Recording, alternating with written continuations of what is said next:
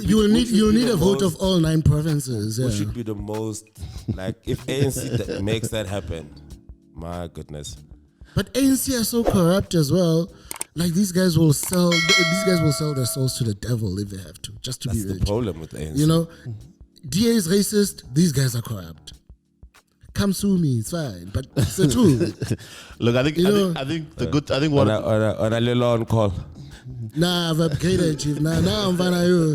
I've got to walk-in consultations. Gents, it's safe to say that we're gonna have to look harder for sponsors. I think in the times that we do live in, it's good that you can have a platform where we can just give an honest feel of what the temperature and what the sentiment is like. Sometimes it's in these subjects are too important to sugarcoat things and to like tap dance around the issue. We spoke about the youth. We want the youth to vote. What is it that what have we identified? The ANC is corrupt, the DA is racist. These are the two parties. If they come together, they can push the country forward. If they swallow their prides and say, you know what, DA say we're gonna target institutional racism within the party, and ANC says we're gonna target corruption within the party. Yeah, welcome to episode 20 of the Business Agenda podcast, the first episode of 2024, top of the year. My name is Cash, also known as Uncle Cash, also known as the Joburg Bachelor. Thank you to everyone who consumes this content. As always, we are available on Spotify, Apple Podcasts, or wherever you get your podcasts, and on YouTube.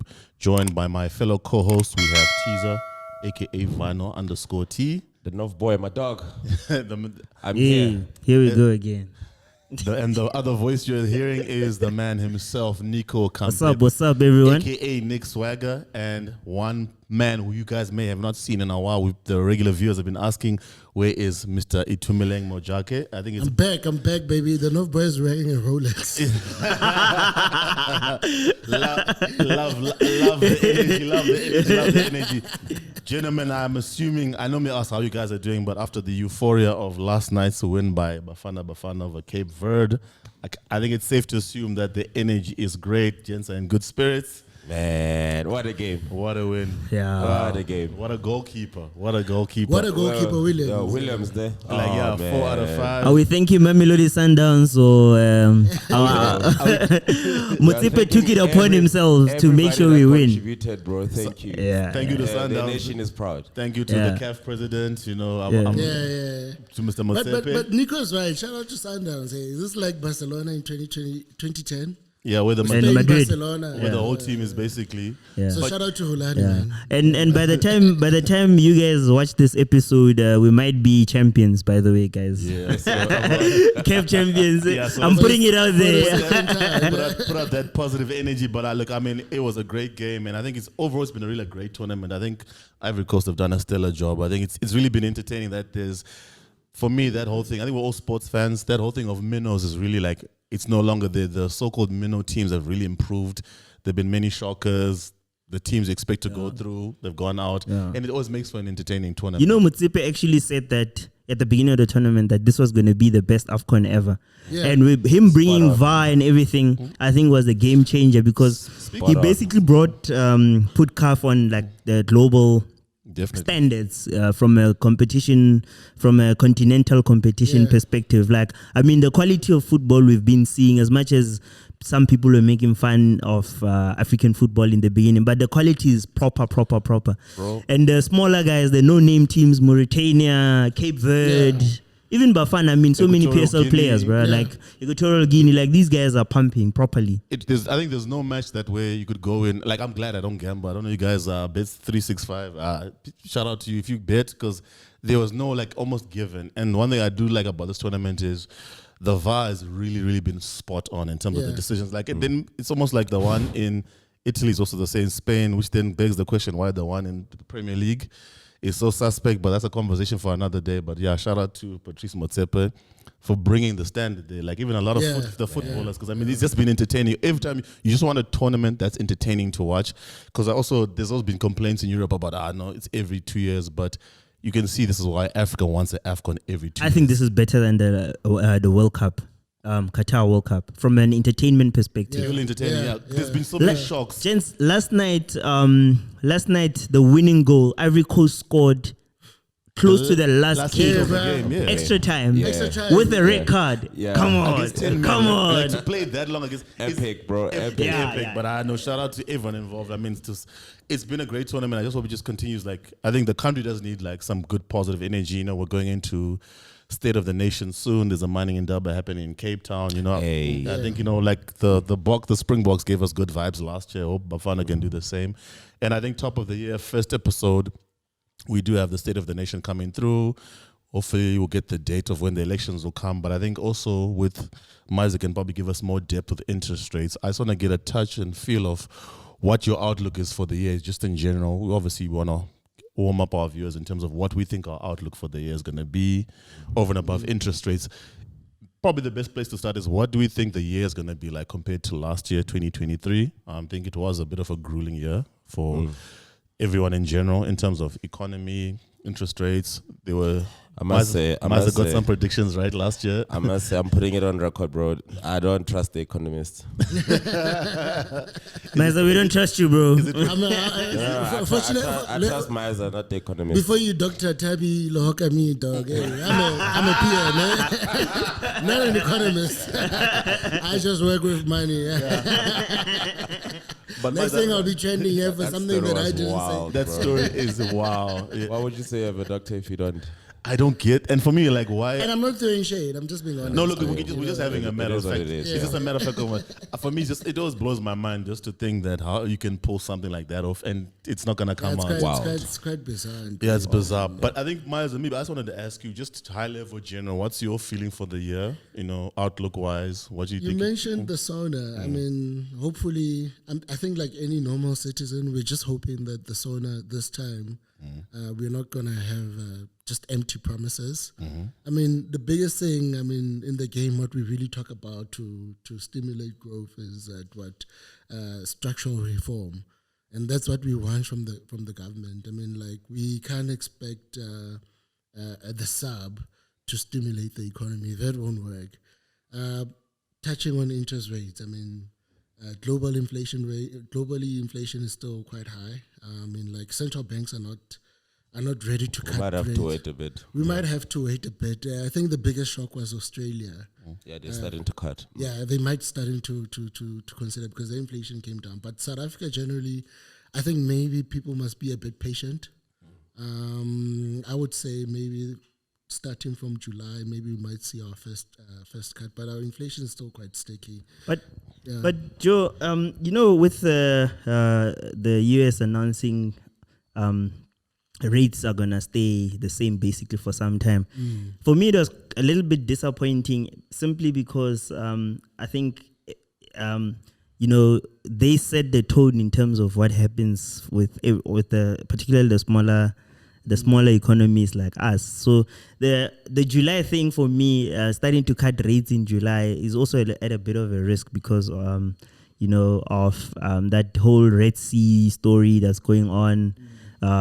You know, with Israel and Palestine, as well as those nearby countries there, with not attacking basically even civilian ships and some vessels and things like that. So yeah, so I don't know. I don't know if July is a close enough time. It sounds like it's too close now.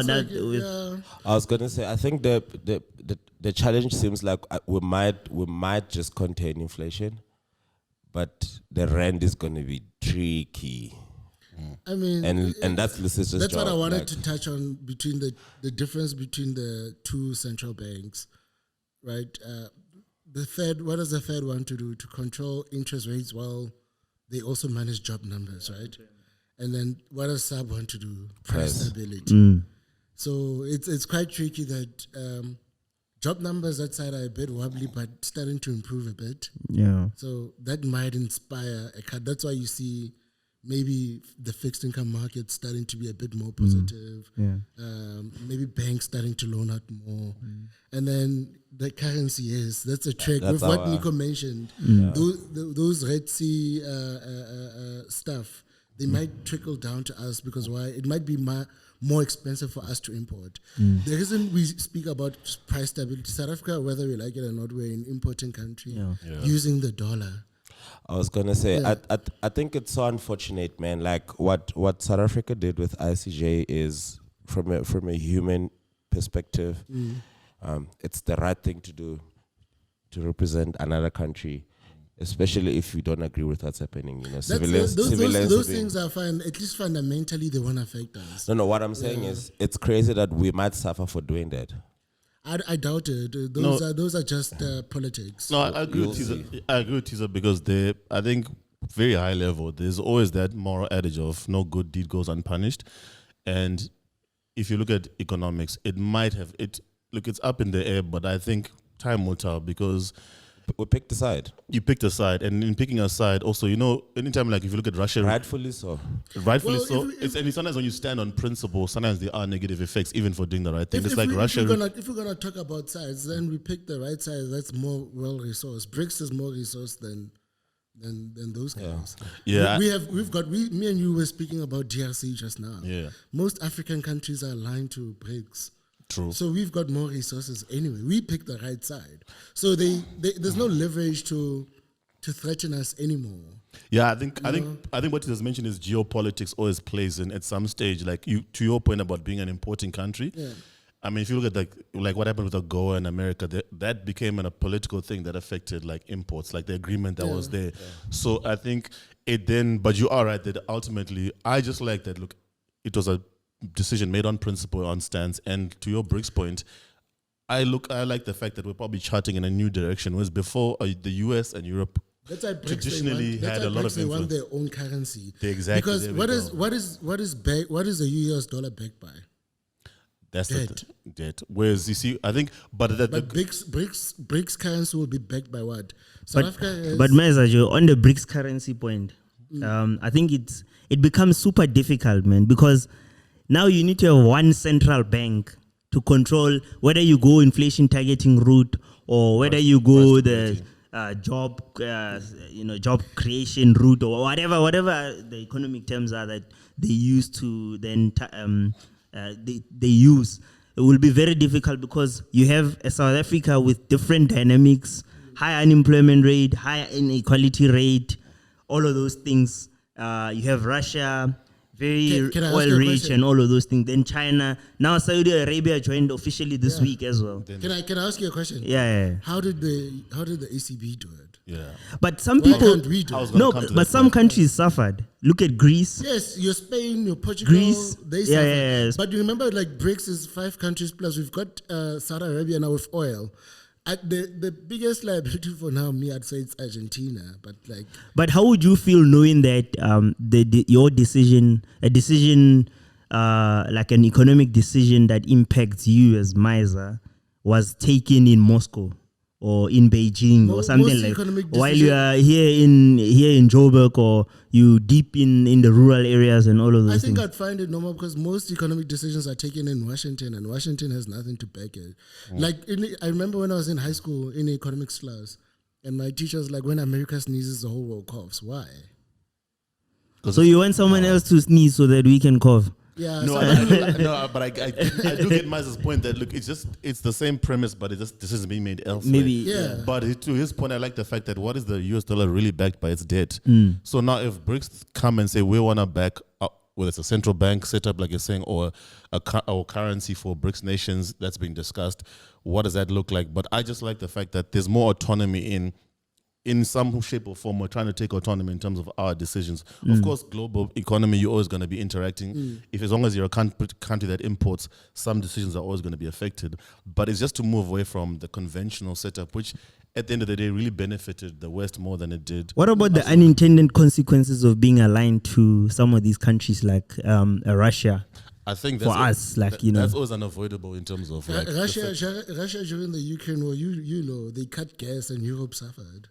Yeah. They opened back their coal mines. Yeah. So what is it? So are we gonna believe whatever? I'm trying so hard to stay away from global politics. Yeah. But are we gonna believe what Western media tells us? Yeah. I was gonna say, as much as we're speaking about the global economics, our biggest issue generally is probably going to be who's going to lead this country. Exactly. Because of we have politics, we have elections coming. You know what I mean? That's another curveball. Like Patrice Motsepe is going to lead the country. it's already leading curve, bro. You can only take on so many roles at once.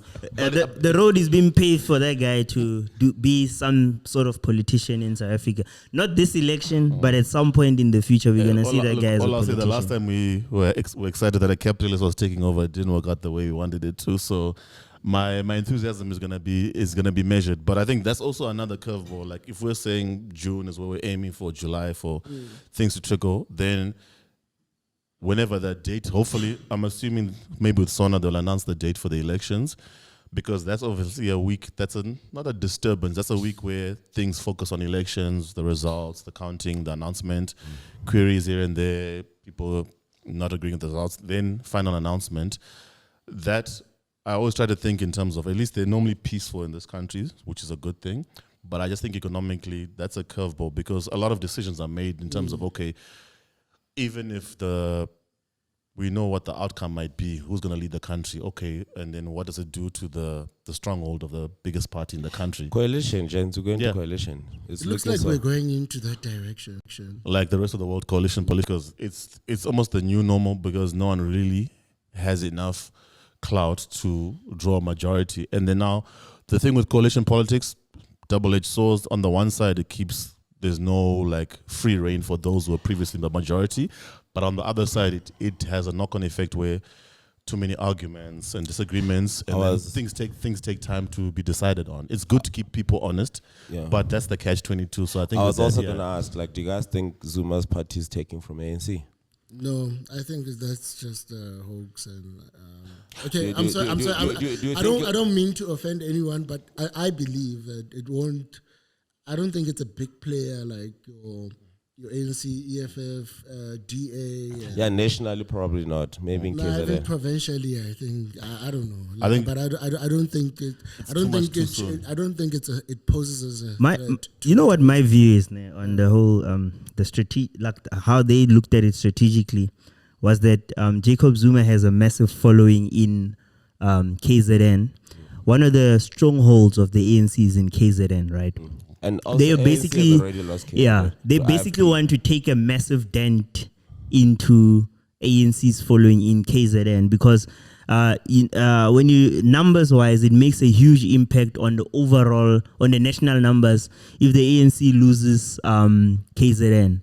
Okay. So Jacob Zuma basically wanted to ensure that the guys kind of get hurt on a national level when you tally up the numbers by them losing KZN, because KZN, like I think one of the other provinces that I can think of, like a province like Mpumalanga, Limpopo, they're quite strong. Eastern Cape, they're decent as well. Metro's already lost them. Yeah. So now, if you think about it, we voting national and provincial now, right? By the way, I think everyone, just as a side note, you should be responsible citizens if you're over 18 and register to vote, and have your say. But Jacob Zuma basically wants to make a massive dent in the ANC's overall numbers, because KZN counts for such a huge percentage of the overall votes.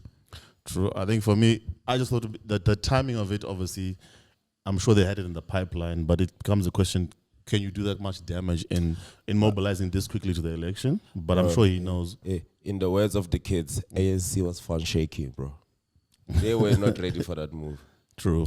I mean, like, I think one thing we should also highlight, people are not as naive as they were before. People are actually tired, and people really want change. Can I say something interesting I saw yesterday? That apparently there's probably 22 million people that registers to vote, and don't quote me on this, but it might be like maybe 70% are over 40.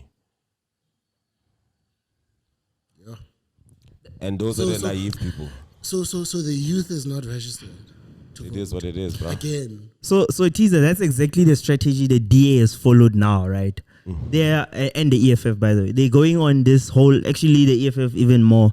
They're going on this massive drive to get new registered voters. Reason being that I think the guys who run the numbers, the analytical guys, are saying that if you get new people to vote, the ANC will suffer. The people who go on to vote are people who've been voting since, guys who were registered 94, 99. Those are the guys who are actually still voting until this day. And then we have this thing that EFF wins the elections on Twitter or on X now. That's exactly, it actually speaks to the point that people are fed up with the ANC.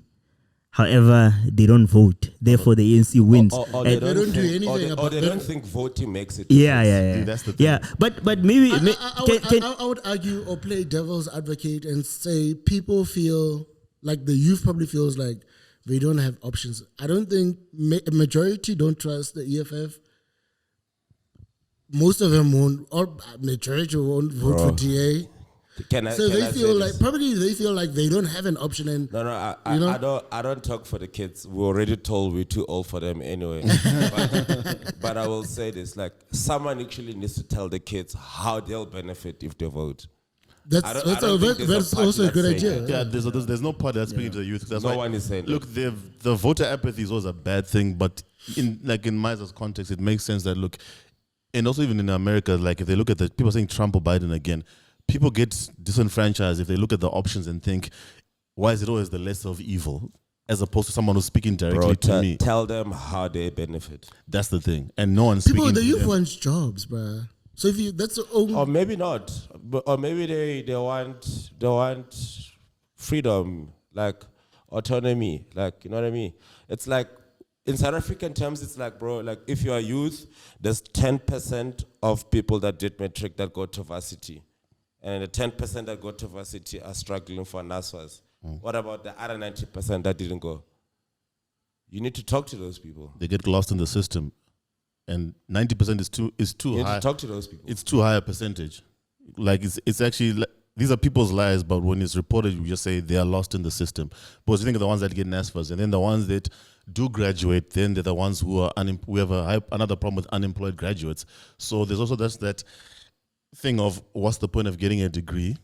I have a qualification, but I can't get a job. It's another misconception because at some point they were sold a lie that you have to get a qualification to get a job, but there's not enough employment creation to take in all these people who have these qualifications. It's a curveball, bro. I don't know. I think the only time I would admire the Americans now is that job view. Hey, that I think people want jobs at the end of the day. Look, like if you can literally, that's why when we started with Vesona. If Vesona is not gonna give us empty promises like they've always done. But it's election year, bro. It's election year. It's because we're gonna campaign and we're gonna do electioneering. All those So things. typically, like whatever that the president says at Sona, it could change by having a new president. So whatever they said Sona, it's actually not gonna be delivered because the government is gonna change. We hope it's going to change. What do you guys think? Who's going to win the? How's the ANC going to do in these elections? Like what do you think? I'll go first and say I think they'll get below 2/3. Yeah, no, they have been getting below. They have been getting below 2/3, right? But below 50%, or is that what you're trying to say? Or I was gonna say okay. a bit of a different view, but I think what's interesting and a bit sad is the black vote is being divided. Yeah. Like the people that fund political parties fund new parties of black people splitting black votes. Bosa, Rise, and All of the same funders. Yeah. And DA by that view becomes the majority. Because black people are gonna have, 30 parties to choose from. And white people have 1 or 2. They've got Freedom Front Plus and DA. That's what I'm saying.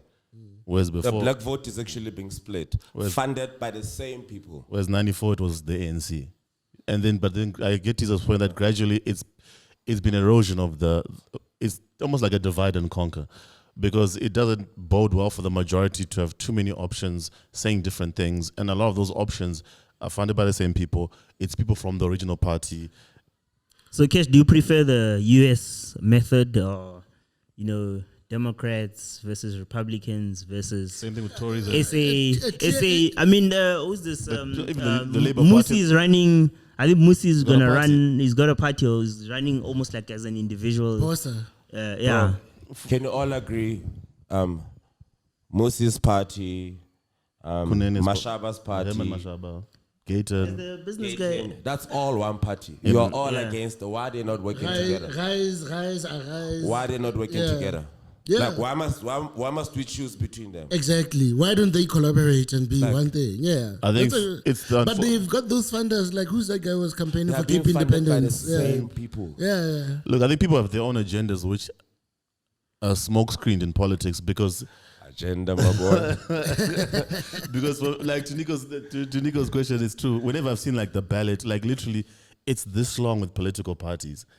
And I mean, people have made jokes about how they'll put the ANC logo close to the COBE logo to confuse some people. It seems like a joke, but now when you're counting numbers, those things do spoiled ballots. But just the fact that there's just too many people. If you have a party that campaigns in one area, maybe in Mpumalanga, and they win that area, even if it's a small party, what does that party really do for like the big fiscus? Because all these people, they all offshoot and came from the same thing. I worry about this thing where you get like popularity Politics, yeah. politics, because the same way Trump got into power, we basically might end up with an influencer in power in SA as time goes by, because you basically, if you can run as an individual, you can basically say that, you know, you're the most popular person on Twitter. You can get people to register to vote. Therefore, you Julius win and be Malema would president. president by now. In the future, because there's a whole Oh, whole new generation that's coming up. That's more lean towards the popularity thing, right? And also Julius is more on the left or right, far left, and then this one is the Freedom Front Plus is on the other side, and all these other guys that we kind of talk about are in between. I mean, there's that guy Roger Jardine. He's from business. It's like he's been sent by business into politics, because he's like, why do we complain if we can't fix stuff for ourselves? Therefore, I'm gonna start a party. If you're a business agenda podcast, you all for business, then vote for me. I will basically make business easy and create the employment that you've been asking for and all of those things. But at the same time, I mean, he's talking to such a small minority of people. So That's wild. Can I ask you guys, what do you think in the event that we're going to coalition, ANC works with DA? Chances, I would say 80% chances that they'll work But together. what do we think of that? I think it's a start. One has to be if ANC takes presidency, DA will be VP, and then they're gonna start shuffling or they'll start to choose portfolios, right? Yeah, I mean, like I know ANC will want to go forward for treasury, but DA will go for justice so that they can start prosecuting guys.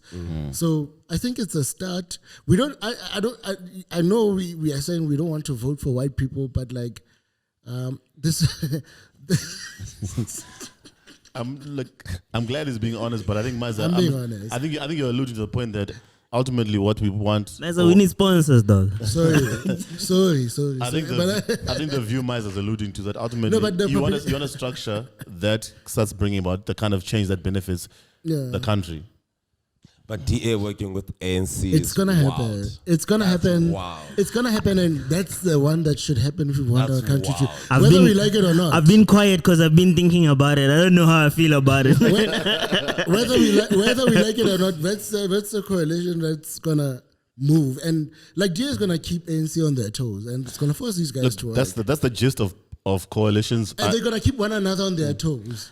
Look, You know? even now, I mean, at some stage, the whole thing with Republicans and Democrats with coalitions, when no one could get a majority, it was unheard of because the two sides are so divided on it from basic to fun. Same thing in the UK with the Labour and Tories, but it's just been a progression of global politics that no one is speaking to the mass majority. Like those days are probably ended 80s, late 90s. You know what I like about about American politics. I think I forgot who I spoke. I don't know if it's Cheese or what. There's one thing that these guys, that they all agree on, all of them, it's patriotism. True. Like All of them now don't like Biden. All of them.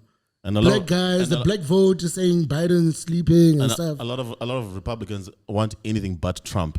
Because to come to your point is about we need to, like, I think a lot of people are saying let's put America first. The fact that like Republicans voted for Obama, black guy. You know? They didn't want So, they didn't want another George Bush type presidency. Exactly. My point is that one thing that unifies Americans as a whole is patriotism. Like, let's forget. Yes, we know Infighting and we know we differences. fucked up with slavery and all those things. But like now, these guys will defend the flag to the hill.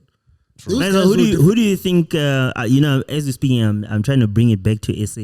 Who do you? I wanted to get into SA. No, I yeah, wanted to get into SA with that narrative. yeah. I wanted to ask you, like, in terms of like the ANC, who do you think can take over from Cyril Ramaphosa? Is there anyone that the market can accept?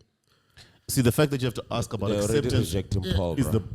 already the No, they're not accepting Paul. the fact that you have to say The market is not accepting Paul. They don't even like Paul. Probably the closest person that they might even like is probably your Lamola, Gorongwana already. But see, Not I think Paul. therein We lies. all know, okay, I don't want to be sued and stuff, but we saw the news and stuff. But they, I pointed there. but look, I think therein lies the problem. The fact that it's just the lesser. It's almost like amongst bad choices, which is the lesser one.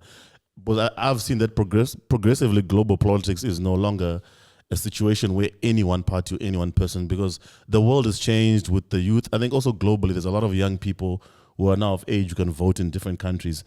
And the younger generation, what they want is very different from what we want or what our parents wanted, which was us. It went from wanting freedom and equal rights, the right to vote. Then it came jobs and I want to support my family and live in a decent country. Now these kids want autonomy, they want a voice. You take in AI, you take tech, you take how the world has changed. The outlook for the young people who are north of 30 is very different to what we want in terms of the country. So hence back to the point of why they feel disenfranchised. And that's why we are now with coalition politics, because That's what I'm saying. Like, I wanted to say, like, Americans, they have one thing that defines them, right? Which is the flag and patriotism. What defines us as South Africans? Hey, bro. What is it that's gonna unite us to say, the like, identity. let's take the country forward? I think I think we're good people, man. No, but that's not good enough. I think for mine's me, a for me, vision. look at South Africa being there for Palestine. That everybody felt like that defined us. That move. What defines us now as South Africa, I would say, is that we are anti-racist. If we can say, That's exactly what I'm saying. And yeah, so if we can say, all of us, that, you know what, we're going to be even DA, I'll challenge DA and say, we all know that most of those white guys are racist. Majority of them. Yeah. No. We know that. So why not, I hate DA for the fact, like, why don't you put away your racist tendencies and focus on the country for once? Let's make it about the country. Let's make it about putting the country forward. If you really want ANC to get out or to not to win, stop being racist. Stop it. It's not that difficult. Yeah, It's not that difficult. Black people just don't want you guys to be racist. I think it's the equality thing where if, like, basically you could improve the country, which benefits you and everyone else, and those who are those who are more inclined to capitalism, focus on that and fix the country. It's better for business. You make money, and then all that can happen without the oppression of one group over the other. Bruh, DA now, they run the Western Cape. They should be shutting down this Cape independence talk to show unity and that they're ready to run the country. I think what needs But to that's also not going to happen, man. It's not going to happen, yes, but they should be shutting down this The only thing. people that actually make Cape independence would be ANC. So I was going to say maybe in the efforts of moving forward, which is the most difficult part, right? How individually, I guess, what are we doing this year, despite all of this? You know what I mean? Are you making any decisions? Like, I'll say, for instance, me and Tapo have been thinking about, like, I think we wanna maybe build this year. You know what I mean? Like, okay, let's go find money. funding. We need to build. despite all the problems, despite all the negative sentiment, because at the end of the day, you still need to act, you still need to live, you still need to do your duty. You know what I mean? As individuals, how do we move forward and navigate this space? You know what I mean? I think mine might be a bit opportunistic, but in the midst of all this mess, I've always believed that, like you're saying, at some point you need to move forward. So for me, in all this chaos, in all this madness, there's always going to be opportunities. It sounds opportunistic, but that's just the truth. And some of these, I think the best opportunities to look for, like in your example of building, is you've identified the problems. We know the chaos. What can I identify that's profitable for me but can help people, like student accommodation? We know at some stage, while the parties are sorting themselves out, that's going to take time. People still need accommodation, affordable accommodation. Okay, let's get the funding. Because sometimes I think there's too much that gets bogged down in being aggressive and screaming and shouting, online platforms, radio shows. When the dust settles, we need action. Over and above the political parties, it also needs to be business. We are a business podcast. What is the sentiment of business? I've always believed you can still be profitable and do something that's socially conscious. And I'm not talking about window dressing, CSI. So what are you doing? Are you going as is? I'm going as is, and I'm actually looking where the gap, especially like in the consulting space.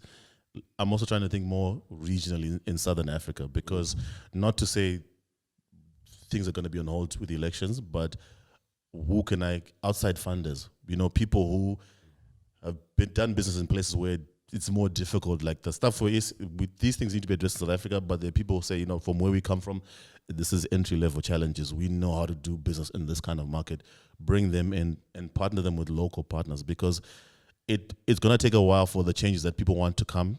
And thinking long-term, you want to have people, because one thing that's never sat well for me, and also the opposite view, is try to get Black South Africans to be more outward-looking. Like, I've traveled on the continent, and for me, it's never sat well with me that the majority of people doing business on the continent are Afrikaners. The people already locked in, who've got the SA market locked, are also looking for the businesses outside, be it DRC, Zambia, Botswana. So I would like more of a view where Black people from South Africa doing business are looking for opportunities, funders, whether they're going to get people to invest in South Africa and show them the opportunities, or start looking to other parts, especially in Southern Africa. Yeah, I think we need to stop over sensationalizing. Yeah. I don't know the word. Yeah, there's over sensationalizing. That yeah, I think we must stop. I'm kidding. Yo, shout out to the Fixback crew. That place was very good to There's us. We're coming back. We're definitely coming back. Yeah, we'll have an episode about Fixback at some point. Yeah. But I think so many things happen in South Africa that are negative, and people continue to live and actually make a fortune, if you think about it. Yeah. We have load shedding, we have all these things. I don't want to talk about resilience, because I'm going to sound like a broken record, because everyone in corporate speaks about how resilient South Africa is. But despite everything, South Africa continues to function, and function very well, right? To a certain extent, depending on how you look at it. So I think that, the objective still remains, from my perspective, that we're gonna keep on pushing and doing whatever plans that we had. Yes, it's gonna be slightly unstable because it's an election year, but we've had 1994, man. This is not worse than 1994. Even if you do enter into a coalition, I don't think, from an uncertainty perspective, I don't think it's worse than in 1994. So, and so many things have happened in between: Jacob Zuma, state capture, blah blah blah. I don't think in terms of just because it's an uncertain election year. I saw like a headline saying that half the world's population, and it's an uncertain election year. I saw like a headline saying that half the world's population that's eligible to vote is gonna vote this year. Like, it's a massive year globally for geopolitics. Yeah, you read those things. I mean, someone is trying to sell newspapers and clicks, right? If you fall into those things, then you end up not doing anything, keeping money in your bank account, not investing in stuff. So I say to all entrepreneurs out there, like, keep your foot on the pedal and push. Yeah, Yeah, but, speaking of entrepreneurs, I think one thing we're going to focus on this year is we're going to bring you a lot of guests. We want to focus on a lot of black excellence, or just not just black, it's just entrepreneurs who are doing well in this space. We had a lot of good feedback from you guys with the people we interviewed last year, music events, property. So we are big on this as a platform because we want to show the other side that, look, there are other ways of being successful as a black entrepreneur over and above what you might be hearing in the headlines. It's not just tenders, it's not being connected. You don't have to be dishonest. There are people out there who have got great stories. Besides all the problems, bro, people are showing up Big time. for themselves, bro. For themselves in the You renewable gotta energy highlight space. that. You gotta highlight tech. that as much as things are bad, people are still showing up, bro. Yeah. Someone is going to school, someone is starting a business, someone is figuring out how to navigate the space as tricky as it is. And Yeah, a lot- we have to highlight that. I wanted to say, maybe just to close off, what are we doing this year? I mean, I think like Nico said, just to summarize what he said, I mean, being consistent. Like he wasn't clear. No, he was clear, but like I'm just adding on. I get it, you know, Sesotho Ngwaneng. Somehow he lost that. Consistency. But I'm just saying, like, for me, if we can be consistent in whatever we've been doing, if it has been building you since last year, be consistent in it. And I mean, I agree, elections shouldn't phase us. Number two, the point that you raised earlier, let's go register and vote, all of us. But like, I think the more consistent you are, like if you want to keep dreaming. But if you want to start putting your dreams into actions, I mean, like, You have to start. you have to start. People say this is the most. Today, bro. People say this is the year that is important election-wise, but I actually think besides elections, we're going into a new government, bro. You actually have to start doing your own plan in Yeah. case all of this doesn't work. You need to Yeah. plant. Exactly. You You need to. have to do You something. have to plant your flag that, irrespective of what the outcome is, You have to Especially as an strategize. individual. You have to Like yourself, strategize. Yeah. as an individual. Tenderpreneurs need to change tactics because those taps are gonna be closed. So, Because it's also the thing of if you have a plan and start it, so that whatever the outcome is as you go along the way, you're changing as opposed to debating whether do I start. Because while you're dilly dallying, you have to start. While you're dilly dallying, other people have started. Be in a position where you're Stay refined. of action, bro. Come on. I know. So, Tiza, you're voting for Action SA. Not to sound like those prosperity pastors, but this is definitely the year of this is the year of Not a action. bad party. But yeah, gentlemen, great episode. I know we started obviously end on a good note. Once again, congrats to Bafana. Come on. Great for them what they did for the country, just the energy. You know, hopefully when you guys, like Nico said, when you see this episode, they'll have lifted They're the champions. It'll be great for the country. You know, over and above rolling over what other sporting codes have done. Gentlemen, thank you as always. Look forward to more content. We've got a lot planned for this year. This year is obviously about entrepreneurial excellence and any topics you guys want us to cover. Comments, DM us. We are always open to suggestions. A lot of the planning, we may not say it, but a lot of the planning is from the feedback and outtake we get from you guys out there who watch our content. And we always appreciate your clicks, your views. We don't take it for granted. As always, my name is Uncle Cash, also known as the Joburg Bachelor. Thank you to my fellow co-hosts, Nico, Miser, and Vinyl_T on the boards. Episode 20 of the Business Agenda podcast is available on YouTube, Spotify, Apple Podcasts, or wherever you get your podcasts. Thank you for watching. Peace. Bege mo boom. and I'm gonna go all